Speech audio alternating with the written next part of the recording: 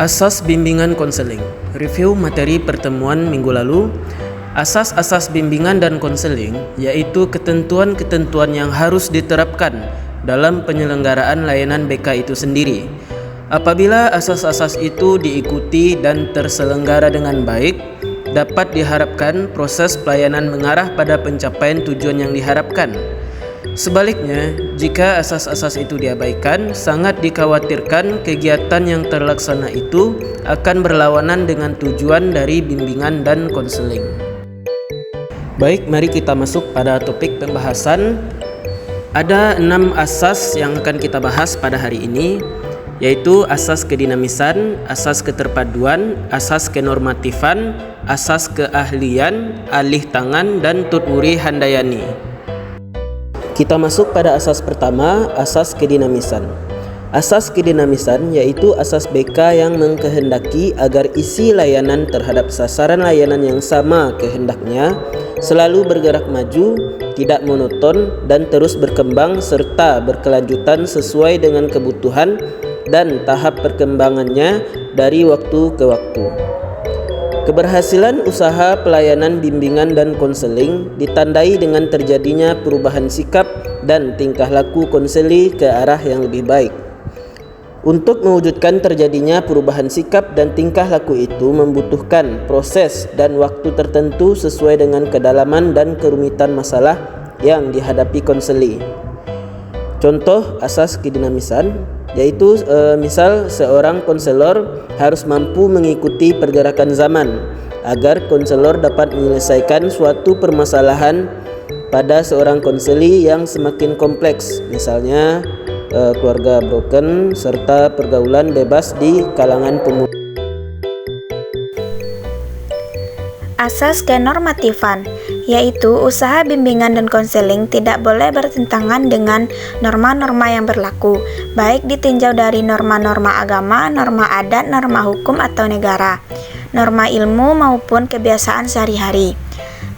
Seluruh isi dan layanan harus sesuai dengan norma yang ada.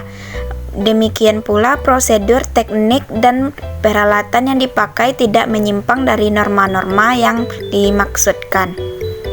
Dilitik dari permasalahan klien, barangkali pada awalnya ada materi bimbingan dan konseling yang tidak bersesuaian dengan norma. Misalnya klien mengalami masalah melanggar norma tertentu, tetapi justru dengan pelayanan bimbingan dan konselinglah tingkah laku yang melanggar norma itu diarahkan kepada lebih bersesuaian dengan norma.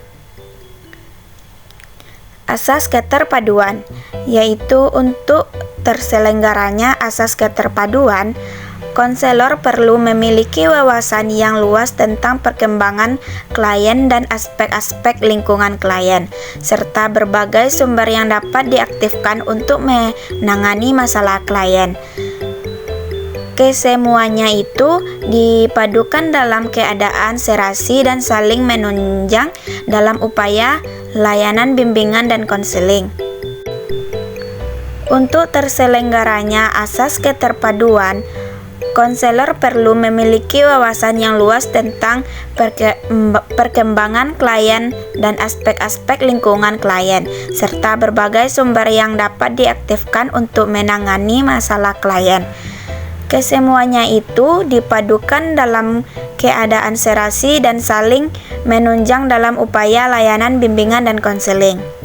Contoh asas keterpaduan, yaitu seorang konseli melakukan kerjasama dengan seorang psikologi seks maupun dokter kandungan dan mengundang sekolah untuk memberikan pemahaman kepada peserta didik di sekolah agar konseli atau peserta didik memiliki pengetahuan dan pemahaman yang lebih jelas tentang seks, upaya mereka tidak terjerat dalam pergaulan besar. Selanjutnya adalah azas keahlian. Untuk menjamin keberhasilan usaha bimbingan dan konseling, para petugas harus mendapatkan pendidikan dan pelatihan yang sangat memadai, seperti pengetahuan, keterampilan, sikap, dan kepribadian yang ditampilkan oleh konselor atau guru pembimbing akan menunjang hasil dari konseling tersebut. Asas alih keahlian selain mengacu kepada kualifikasi konselor, misalnya pendidikan sarjana bidang bimbingan dan konseling, juga kepada pengalaman. Teori dan praktek bimbingan dan konseling perlu dipadukan. Oleh karena itu, seorang konselor ahli benar-benar menguasai teori dan praktek konseling secara baik. Keprofesionalan konselor harus terwujud baik dalam penyelenggaraan jenis-jenis pelayanan dan kegiatan konseling maupun dalam penegakan kode etik bimbingan dan konseling. Yang selanjutnya adalah azas alih tangan. Dalam pemberian layanan bimbingan dan konseling, azas alih tangan jika konselor sudah mengarahkan segenap kemampuannya untuk membantu individu, tetapi individu yang bersangkutan belum dapat terbantu sebagaimana yang diharapkan, maka konselor dapat mengirim individu kepada petugas atau badan yang lebih ahli lagi. Di samping itu, azas ini juga mengisyaratkan bahwa pelayanan bimbingan dan konseling hanya mengenai masalah-masalah individu sesuai dengan kewenangan petugas yang bersangkutan, dan setiap masalah ditangani oleh ahli yang berwenang untuk itu. Contoh dari azas alih tangan ini adalah seorang peserta didik atau konseli yang mengalami tidak lulus sekolah. Maka dari itu, konselor tidak dapat bertindak sendiri dalam konteks ini. Seorang konselor harus melakukan kerjasama dengan pihak yang lebih kompeten dalam kasus ini, seperti membawa konseli pada seorang psikiater maupun dokter. Duri Handayani. Asas Duri Handayani yaitu asas bimbingan dan konseling yang menghendaki agar pelayanan bimbingan dan konseling secara keseluruhan dapat menciptakan suasana yang mengayomi, memberikan rasa aman, mengembangkan keteladanan, memberikan rangsangan dan dorongan. Asas ini menunjuk pada suasana yang hendaknya tercipta dalam rangka hubungan keseluruhan antara konselor dan klien.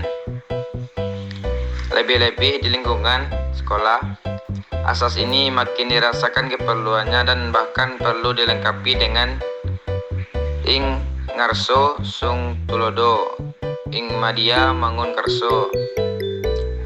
Asas ini menuntut agar pelayanan bimbingan dan konseling tidak hanya dirasakan pada waktu klien mengalami masalah dan menghadap pada konselor saja, tetapi di luar hubungan proses bantuan bimbingan dan konseling pun hendaknya dirasakan adanya manfaat pelayanan bimbingan dan konseling itu.